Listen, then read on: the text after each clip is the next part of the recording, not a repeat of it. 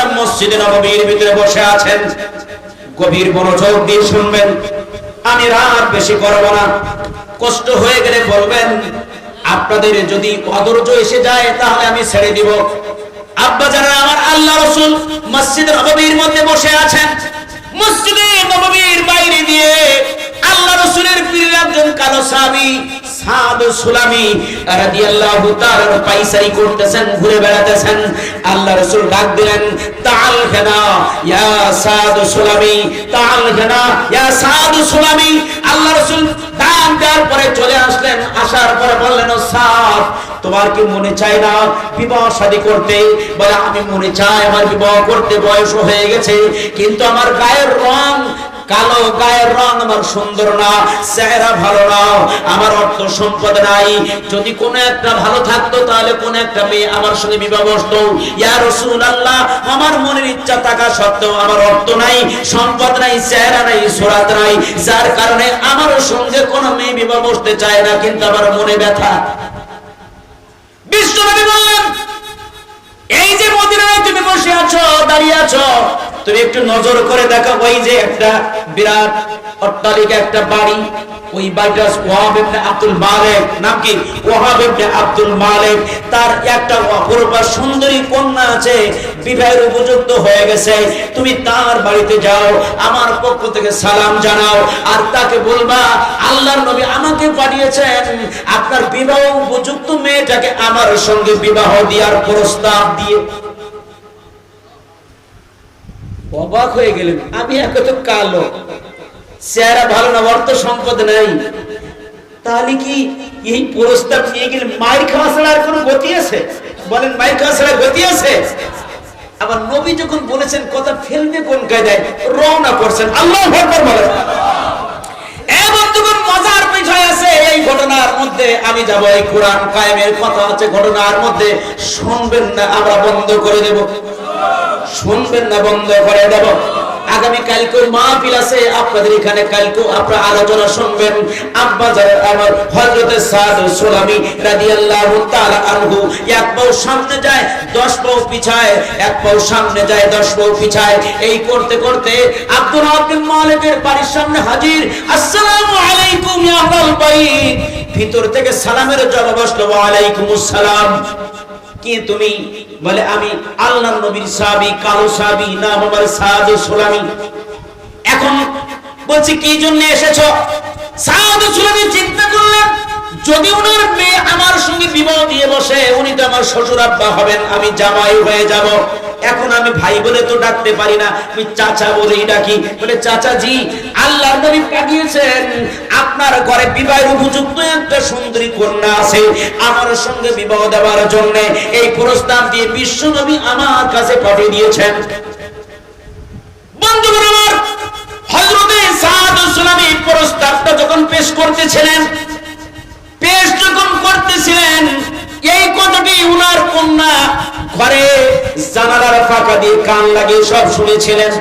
উনি বললেন, ও বাবা, তুমি চলে যাও, আমার মেয়ে উপযুক্ত হয়েছে, এটা সত্য কথা। একজন উপযুক্ত বয়সপ্রাপ্ত মেয়ের অনুমতি ছাড়া বাবা অনুমতি দিতে পারে না। তুমি যাও, তার কাছ থেকে আমি প্রস্তাব নিয়ে যেটা হয় আমি বিশ্ব নবীর দরবারে আসতেছি। আব্বা যারা আবার ভাইরা আবার আল্লাহর নবীর সাহাবী এবার রওনা যখন করেছেন, এবার মেয়ের বাবা যখন মেয়ের কাছে গেছেন, সালাম দেওয়ার পরে যখন বলা শুরু করেছেন, তখন মেয়ে বলতেছে, ও আমার আব্বা জান, ওই দিনের কথা আপনার মনে নাই যেদিন বিশ্ব নবী হিজরত করে মক্কা থেকে মদিনায় এসে বলেছিলেন, আমার মা নাই, আমার বাবা নাই, আমার অর্থ নাই, সম্পদ নাই, মদিনার মানুষ আপনারা আমার আপনজন, আপনারা আমাকে আপন করে রাখবেন। আমরা সেদিন ওয়াদা করেছিলাম, ও নবীজি আপনি দিনের কাজ করবেন, আমরা সামনে থাকবো, আমরা আপনার পিছনে থাকবো, আমরা আপনার ডানে থাকবো, আমরা আপনার বামে থাকবো। আপনার গায়ে একটা আঘাত কেন? আমাদের চোখের দুইটা চোখ একটা পলক যতক্ষণ পর্যন্ত চলতে থাকবে আর আমাদের শরীরে এক ফোঁটা রক্ত বাকি থাকবে, আপনার গায়ে আঘাত লাগতে দিব না। নবীজি ওই দিন বলেছিলেন, লা ইউমিনু আহাদুকুম হাত্তা আকুনা আহাব্বা ইলাইহি নাই মিউ ওয়ালিদিহি ওয়া ওয়ালাদিহি ওয়ান নাসি আজমাইন। আল্লাহ রাসূল বলেছিলেন ওই ব্যক্তি কতক্ষণ পর্যন্ত নিজেকে পুরোপুরি মুমিন বলে দাবি করতে পারবে না যতক্ষণ পর্যন্ত নিজের মা, নিজের বাবা, অর্থ সম্পদ, পরিবার পরিজন, জীবন যৌবন সবকিছুর চাইতে আমি বিশ্ব নবী আমাকে ভালো না পারবে ততক্ষণ পর্যন্ত সে নিজেকে মুমিন বলে দাবি করতে, আরো জোরে দাবি করতে পারবে না। আমরা মক্কায় যাই, আমরা মদিনায় যাই, নবীর দরবারে যাই, আমরা বলি মক্কায় যাইয়া আল্লাহুম্মা লাব্বাইক লা শারীকা লাকা লাব্বাইক ইন্নাল হামদা ওয়ান নি'মাতা লাকা ওয়াল মুলক লা শারীকা লাক, লা শারীকা লাক। নামাজ আল্লাহ তাআলা সন্তুষ্টি করার ইবাদত, তাহাজ্জুদ আল্লাহ তাআলা সন্তুষ্ট করার ইবাদত, কুরআন তেলাওয়াত আল্লাহ তাআলা সন্তুষ্ট করার ইবাদত। কিন্তু আমরা একটা জিনিস দেখেছি 16 বছরে একেবারে ওয়ার্ডের থেকে শুরু করে ইউনিয়ন থেকে শুরু করে একটা নেতা নেত্রী নিজের মা তাহাজ্জুদ পড়লো কিনা জানা নাই, নিজে তাহাজ্জুদ পড়ে কিনা জানা নাই, কিন্তু একটা প্রজ্ঞাপন একটা বিজ্ঞপ্তি সবার মুখে ছিল আমাদের নেত্রী তাহাজ্জুদ পড়ে, 6 ওয়াক্ত নামাজ পড়ে, কোরআন তেলাওয়াত ছাড়া সকাল বেলায় কাজে রওনা দেয় না। আরো জোরে বলেন কথা ঠিক না ভুল? ওয়াক্ত শেষে নামাজ পড়ে কি না পড়ে তার বাবা কি হলো না হলো দেখা দেখি নাই, নিজের বাবার কবর জিয়ারতের নামে খোঁজ নাই, অন্য বেলায় ব্যস্ত থাকতো। জোরে বলেন কথা ঠিক না ভুল? উলামায়ে কেরাম পায়ে হাত দেওয়ার মতো বলেছিলেন আপনার বাবা এই দেশ স্বাধীন করেছে, বিশ্ব মুক্তিযোদ্ধার নায়ক তিনি, এই দেশের স্থপতি তিনি, আপনার বাবার নামে মসজিদ করে দেন, মাদ্রাসা করে দেন, দাতব্য চিকিৎসালয় করে দেন। কিন্তু যারা ভালো কথাগুলো বলেছিলেন তাদের নারী কেলেঙ্কারি দিয়ে কারাগারে অপদস্থ করা হয়েছিল। জোরে বলা যায় কিনা কথা ঠিক না ভুল? আমার টাকা আপনার টাকা বানানো মূর্তি বাবার যত অর্জন কন্যায় করে দিয়ে গেল সব বিশাল ওজন। জোরে জোরে বলা যায় কিনা কথা ঠিক না ভুল? বন্ধুগণ আমার, ভাইয়েরা আমার, এবার হযরতে সাদ সুলামি যখন রওনা করেছেন মেয়ে তার বাবাকে বললেন বাবা আপনি কি বলেছেন তাকে? আমি এই কথাগুলো বলেছি। বলে বাবা আমার স্বামী আমাকে বিবাহ করতে যে ছেলেটি আসছে তার গায়ের রং ভালো না, অর্থ সম্পদ কিছু নাই, কিন্তু পাঠিয়েছেন দয়ার নবী মায়ের নবী, আপনি যদি আমাকে তার সঙ্গে বিবাহ না দেন তাহলে দুনিয়ার জগৎ ভালো থাকলেও আখিরাতের জগৎটা আমার জন্য অন্ধকার। জোরে বলেন, আরো জোরে বলেন। তাহলে অন্ধকার যদি আমার হয়, নবীর পূর্ণ অনুসরণ না করে, আমি মক্কায় গেলাম হিজাব পরিধান করে মক্কায় ঘুরলাম, মদিনায় নবীজির রওজা মুবারকে সালাম দিলাম, আবার হিন্দুদের কালী সময় পূজার সময় বললাম এবার মা গজে চলে এসেছে, ফসল আদি বার হবে, বলেন ঈমান আছে কি নাই? আর ঈমান আছে কি নাই? আবার আমার দাদারে রাজি করার জন্য তিলক পড়লাম, আবার মক্কা মদিনায় যাই আমি হিজাব পড়লাম, এর মতো পাক্কা মুনাফিক আর হতে পারে না। জোরে বলা যায় কিনা কথা ঠিক না ভুল? আরো জোরে বলেন কথা ঠিক না ভুল? ওয়ালা তাকুলু লিমান ইয়াকতালু ফি সাবিলিল্লাহি আমওয়াত বাল আহইয়াউ ওয়ালাকিন লা তাশউরুন।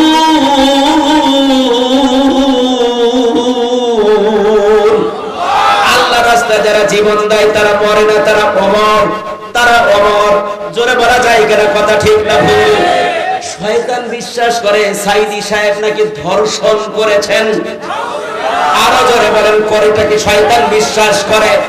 অথচ পুরানো জিনিস উঠায়, আর যারা ভার্সিটির মধ্যে 100 জিনা করে সেঞ্চুরি করে তাকে বাবা দেয়। জোরে বলা যায় কিনা কথা ঠিক না ভুল?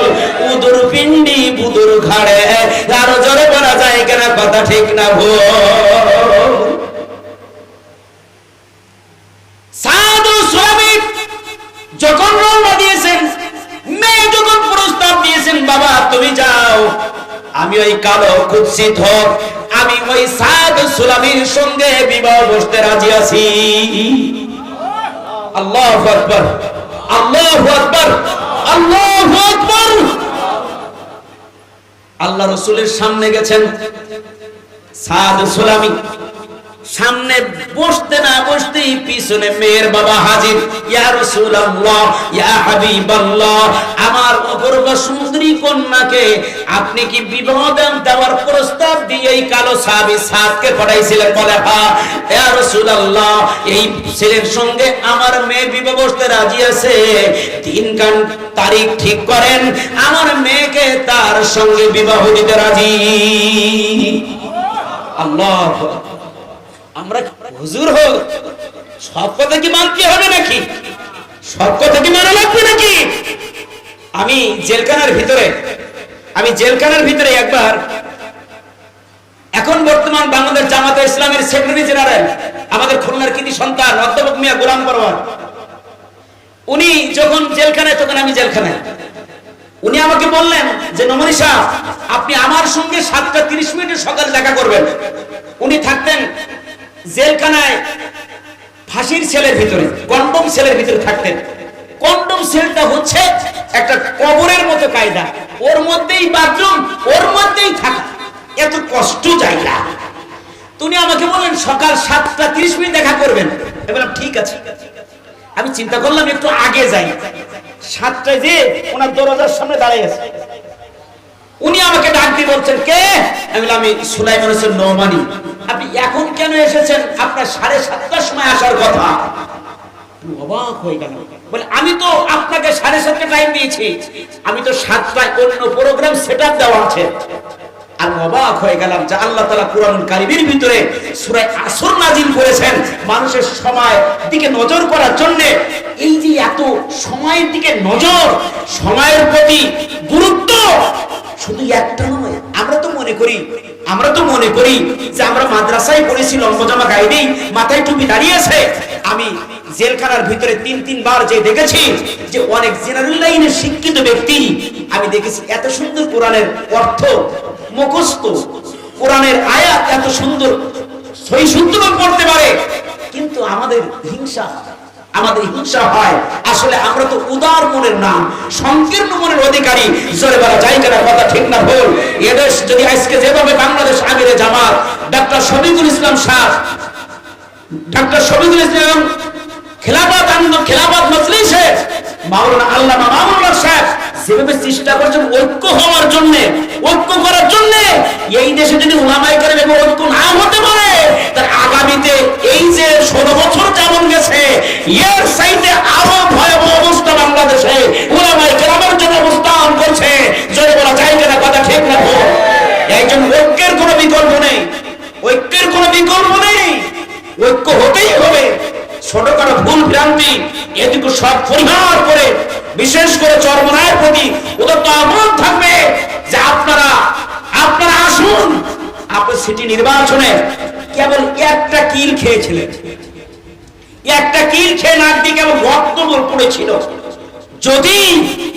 যদি ঐক্য না হন, তাহলে যে কাদায় মাওলানা মরহুম শহীদ মতিউর রহমান নিজামী, মোল্লা আব্দুল কাদের রাহিমাহুল্লাহ, এরপরে কামরুজ্জামান রাহিমাহুল্লাহ, এরপরে আলী আহসান মুজাহিদ রাহিমাহুল্লাহ, এরপরে মীর কাসেম আলী, বিএনপির সালাউদ্দিন কাদের চৌধুরী সহ আল্লামা মামুনুল হক, জুনায়েদ বাবুনগরী, জুনায়েদ আল হাবিব, এনাদেরকে যেভাবে অত্যাচার, নির্যাতন আর আয়না ঘরের মধ্যে ফেলে ধুকে মেরেছে, ঠিক সেই কায়দা আগামীতে আবার হবে যদি উলামায়ে কেরাম ঐক্যবদ্ধ না হতে পারে। জোরে বলে কথা, ঠিক না ভুল? আমরা কি কোরআনের পক্ষে ঐক্যবদ্ধভাবে থাকতে রাজি আছি? এখন আমাদের আলাদা হওয়ার সুযোগ হয় নাই। এদেশের বিএনপি বলেন, এদেশের অন্যান্য রাজনৈতিক দলের নেতৃবৃন্দ বলেন, দল বলেন, ইসলামী সংগঠন বলেন, এখন আমাদের আলাদা হওয়ার টাইম হয় নাই। সূর্য কেবল উঠেছে, সূর্য ঢুকতে দেন, ষড়যন্ত্র বহির্বিশ্বের থেকে বাংলাদেশে কম হচ্ছে না। জোরে বলা যায় কিনা কথা, ঠিক না ভুল? এই যে ঐক্যবদ্ধ হতে হবে, ঐক্যর কোনো বিকল্প নেই।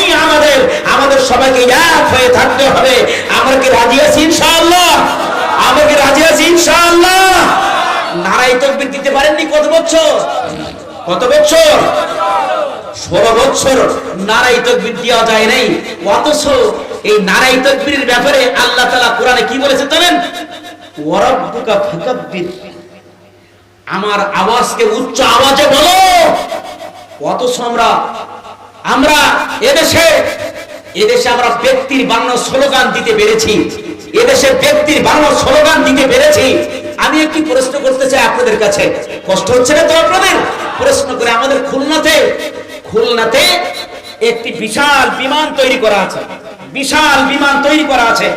এখন যদি আপনি বিমানের টিকিট নিয়ে ওই বিমানের কাছে দাঁড়িয়ে থাকেন কিয়ামত পর্যন্ত, আপনি কি গন্তব্যে যেতে পারবেন? জোরে বলেন, যেতে পারবেন? আর যদি টিকিট নিয়ে অরিজিনাল বিমানবন্দরে বিমানের কাছে যান, তাহলে আপনি যেতে পারবেন? পারবেন কি পারবেন না? বলেন, পারবেন কি পারবেন না? আপনি এদেশে আল্লাহ তাআলার হুকুম অমান্য করে আপনি নিজের বাবাকে জাতির পিতা ঘোষণা দিয়েছিলেন। মনে হচ্ছিল যেন এটা বানানো বিমান, কিন্তু মুসলমানদের জাতির পিতা কে? আর বলবেন কে? হযরত ইব্রাহিম আলাইহিস সালাম, ওই জাতির পিতা। আমরা যারা বলি নেই, আমাদেরকে বিভিন্ন ধরনের ভৎসনা করা হয়েছিল। আসলে যারা জাতির পিতা বলেছিলেন, তারা তো আসলে বানানো বিমানে চড়ে নাজাত পাওয়ার আশা করেছিলেন, কিন্তু আমরা ওই বিমান আমরা মানি নাই। আমরা ইব্রাহিম আলাইহিস সালামকে জাতির পিতা মেনেছি, যার কারণে আজকে পদ্মা সেতু পার হওয়ার উপরে গেলে দেখা যায় যেখানে লেখা ছিল জাতির পিতা বঙ্গবন্ধু সেতু, সেখানে আজকে লেখা কি? জাতির পিতা হযরত ইব্রাহিম আলাইহিস সালাম। আল্লাহু আকবার, আল্লাহু আকবার, আল্লাহু আকবার। এই জাতির পিতা নিয়ে কারো কি দ্বিধাদ্বন্দ্ব আছে? যারা বলে দ্বিধাদ্বন্দ্ব আছে? যদি কেউ মুসলিম জাতির পিতা মানতে চায়, মুসলিম মিল্লাতের পিতা মানতে চায়, তাহলে সে হবে ওই বানানো বিমানের মতন নয়, সে হচ্ছে আসল বিমানের যাত্রী। আর যারা মুসলিম মিল্লাতের পিতা ইব্রাহিমকে মানতে চায় না, তারা সিমেন্ট বালি দিয়ে বানানো বিমানের কাছেই আছে। নাজাত পাওয়া দূরের কথা, নাজাত তো হবেই না। জোরে বলা যায় কিনা কথা, ঠিক না ভুল? আমরা কোন বাবার আমরা অনুসারী? আমরা ইব্রাহিম আলাইহিস সালামের অনুসারী। আমাদের বাবা মুসলিম মিল্লাতের বাবা। ভাইরা আমার, বন্ধুরা আমার, আব্বা জানেন, আপনি জিকির করেন লা ইলাহা ইল্লাল্লাহ, লা ইলাহা ইল্লাল্লাহ মুহাম্মাদুর রাসূলুল্লাহ।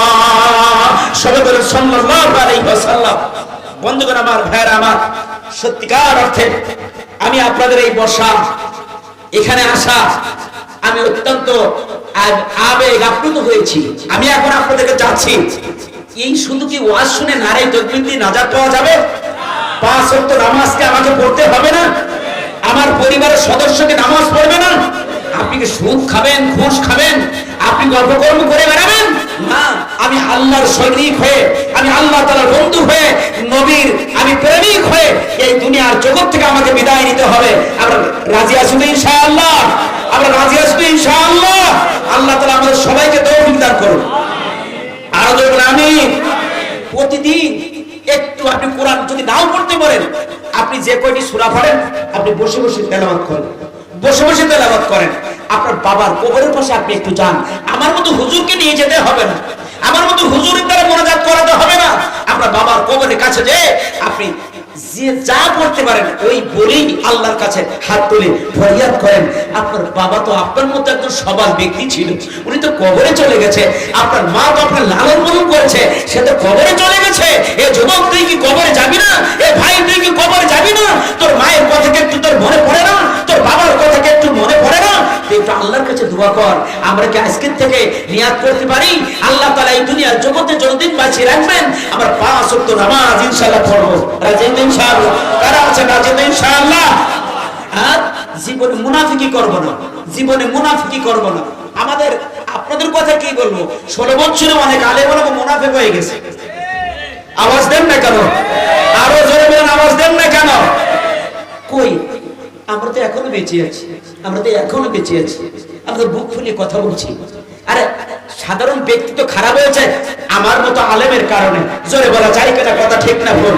আমার মতো আলেমের কারণে এদেশে ইসলামিক ফাউন্ডেশনে মক্তব যারা পড়ায়, ওদের ফর্ম পূরণ করতে যে নিচে লেখা আছে আমি আওয়ামী লীগের সদস্য গেলাম, আমার তো ওই চাকরির প্রয়োজন নেই, আমার ওই চাকরির প্রয়োজন নেই। মানবগ্রস্ত সংবিধান, কুপুরি সংবিধান, এই সংবিধান দিয়ে শান্তির আশা করা যায় না। জোরে বলা যায় কিনা কথা ঠিক না ভুল? হ্যাঁ, হয়তো আপনি এখন খারাপ খেতেছেন, একটু ভালো খাচ্ছেন, ওই ভালো ভালো নয়, আসল ভালো তো আমার মনের ভালো। জোরে বলা যায় কিনা কথা ঠিক না ভুল? আসুন আমরা আল্লাহ তাআলার কাছে তাওবা করি, আমরা ফিরে আসি, আল্লাহ তাআলার গোলাম হই, নবীর প্রেমিক হই। আমার কথায় কি আপনারা কষ্ট পেয়েছেন নাকি? যদি আপনারা কষ্ট পেয়ে না থাকেন, আমার জন্য দোয়া করবেন, ইসলামের জন্য দোয়া করবেন, ইসলামের সমস্ত ইসলামী দলগুলো যেন এক হয়ে যায়, ঐক্যবদ্ধ হয়ে যায়। আজকের থেকে আপনি আল্লাহর কাছে যখন স্পেশাল দোয়া করবেন, তখন এদেশে ইসলামী দলগুলোকে ঐক্যবদ্ধ হওয়ার জন্য আপনি আল্লাহর কাছে দোয়া করবেন। এটাই আপনার কামনা, এটাই আপনার বাসনা, আপনার মনে বড় ব্যথা। আপনি তাহাজ্জুদে একটু 2 ফোঁটা চোখের পানি ফেলেন, 2 ফোঁটা চোখের পানি ফেলেন, আপনার মায়ের জন্য 2 ফোঁটা চোখের পানি ফেলেন, আপনার বাবার জন্য 2 ফোঁটা চোখের পানি ফেলেন, কোরআন প্রতিষ্ঠার জন্য আপনি 2 ফোঁটা চোখের পানি ফেলেন। রাজি আছেন না আপনারা? রাজি আছেন না আপনারা? রাজি আছেন আপনারা? আল্লাহু আকবার। আমি স্বপ্ন দেখতেছি, আমি দেখতেছি আগামী দিনে আশা করি এদেশে ইসলামের পতাকা বাংলার জমিনে পথ করে উড্ডীন হবে ইনশাআল্লাহ, ইনশাআল্লাহ, ইনশাআল্লাহ উদ্দিন হবে।